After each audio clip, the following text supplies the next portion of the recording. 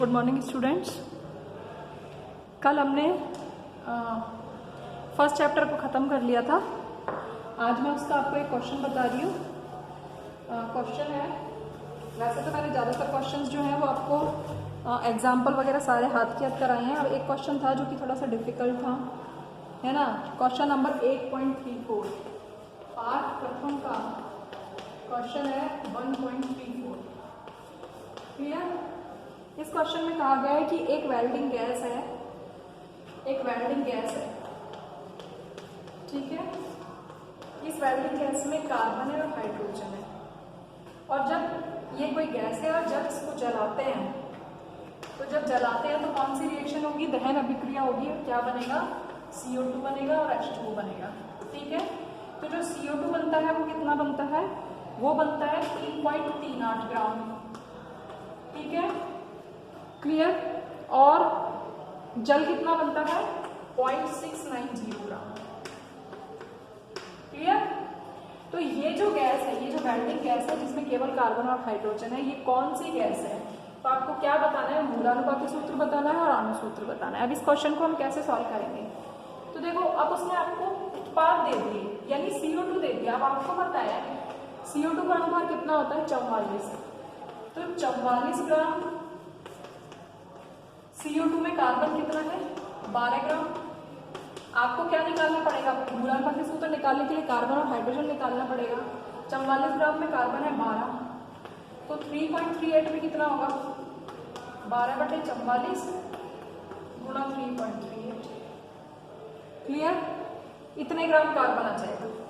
तो अब आप इसको सॉल्व करोगे तो 2 × 12, 2 × 4, 2 × 4, 2 × 6, 2 × 2, 2 × 2, 8 × 24,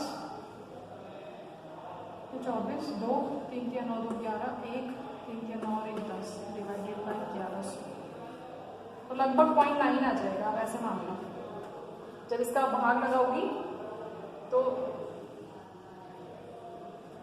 0.9 के अराउंड जाएगा, ठीक है।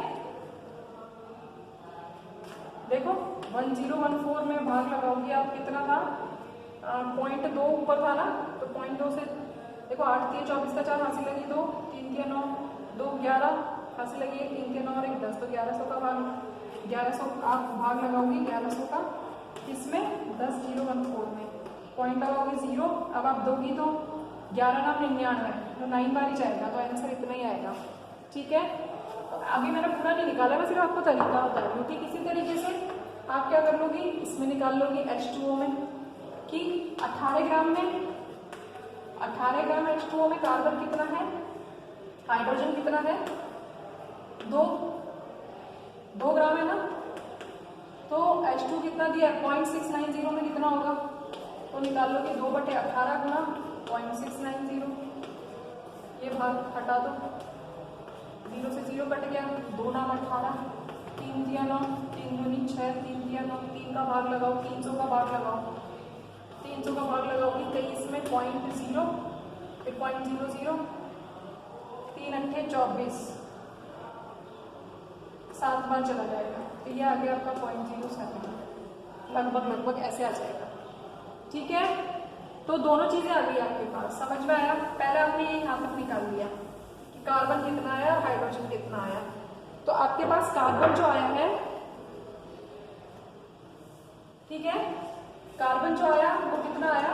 0.9, और जो हाइड्रोजन आया,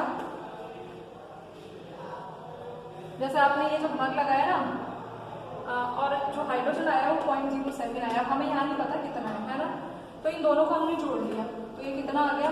0.97 ग्राम, यानी पूरा जो यौगिक है कार्बन और हाइड्रोजन की जो वेल्डिंग गैस है उसका अनुपात ये है। तो कार्बन का प्रतिशत निकल जाएगा ना, प्रतिशत संगठन से कितना हो जाएगा?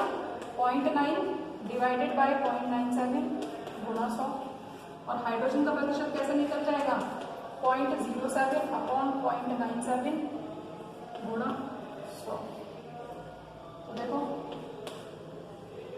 ये हो गया, तो 9000 में 97 का भाग हो गया, 9000 में 97 का भाग हो, कितनी बार जाएगा?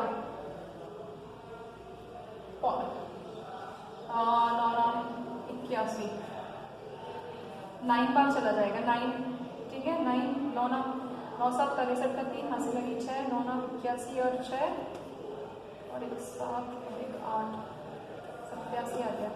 देखो 9 7 63 का 3 हासिल लगी 6, 9 9 81 6 87। तो 10 में से 3 गए 7, 9 में से 7 गए 2 0। अब 9 दूनी 18, 9 दूनी 18, 9 तिया 27, 2 बार चला जाएगा। तो जो आपका कार्बन हो गया वो तो कितना आ गया 92% आ गया। समझ में आ रहा है मैं आपको क्या कर रही हूँ? ठीक है, कार्बन आ गया 92%। तो ये कितना आ जाएगा 100 में से आप इसको घटा लो। अब आप इसका या तो आप ऐसे भाग निकाल के देख लो कितना हो जाएगा। 700 में आपको भाग लगाना है कितने का 97 का। तो 9 8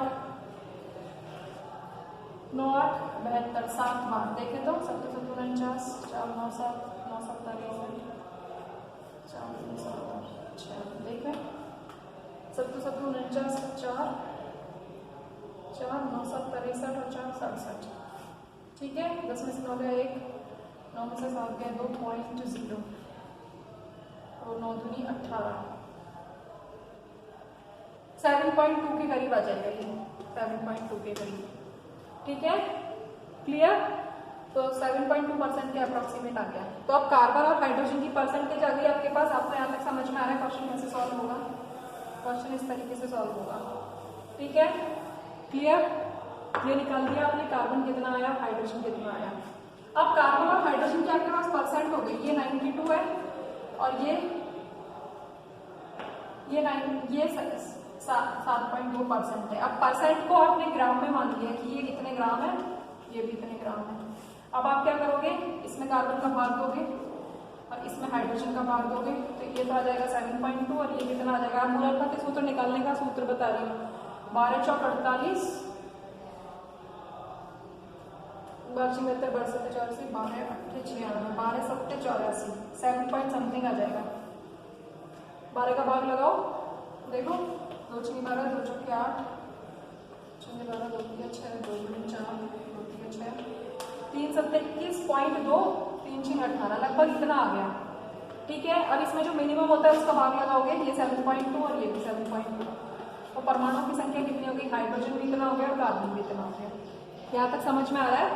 ये मूलानुपाती सूत्र निकालने का तरीका था। तो हमारे पास जो गैस आई है वो मूलानुपाती सूत्र आ गया। ये क्या आ गया, ये मूलानुपाती सूत्र। इसका अनुभाग निकाल लो, कितना है 12 और 1 13। क्लियर? यहाँ तक हो गया?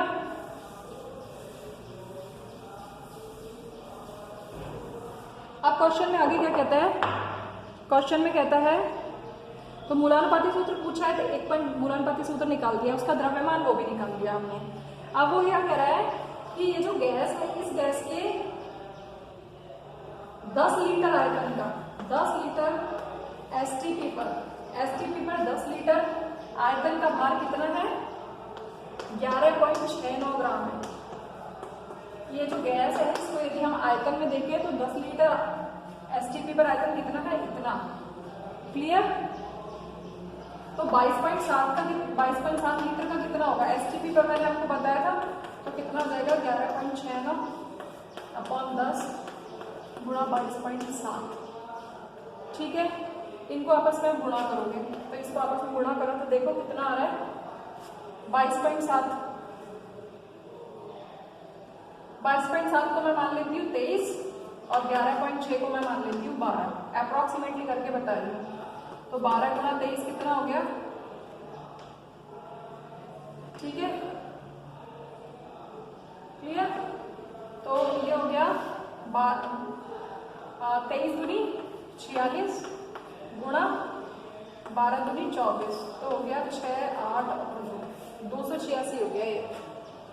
ठीक है, 286 हो गया। क्लियर? कि 10 लीटर का आयतन इतना है तो 22.4 लीटर का आयतन कितना होगा एसटीपी पर।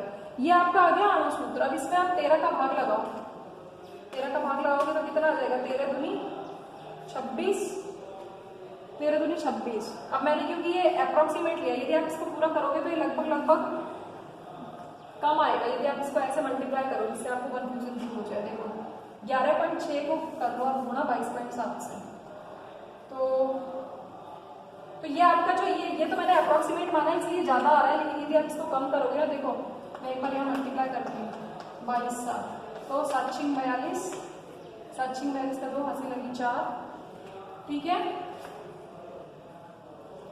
7 एकम 7 4 11, 1 7 एकम 7 और 1 8 गुणा 16 दूनी 32 और एकम 2 गुणा 2 3 2 जोड़ो, देखें कितना आ रहा है, 2 3 8 2 10 3 13 3 2 5 और 1 6 और 2। समझ में आ गया? यहाँ पर आप ऐसे देखो, यहाँ तक समझ में आ गया? तो कितना आंसर आया इसको जब आपने गुणा किया तो ये आपका आया 26 3 3 2, ठीक है। नीचे 10 का भाग लगा रहे तो ये क्या आ गया और 2, तो कितना आ गया 26.332 आ गया। ये तो गैस का अनुभार है, गैस का अनुभार, और ये मूलानुपाती सूत्र का अनुभार है। तो कितना भाग लग गया 2, यानी n की वैल्यू कितनी आ गई 2। तो मूलानुपाती सूत्र है तो n यहाँ होता है, n की वैल्यू यदि मैं 2 रख दूं तो कौन सी गैस आ जाएगी C2H2। समझ में आ रहा है? इथाइन गैस आ गई। तो इस तरीके से क्वेश्चन करना है। ये क्वेश्चन थोड़ा डिफिकल्ट है, बट क्योंकि दिया हुआ है तो आपको ही करना ही पड़ेगा, ठीक।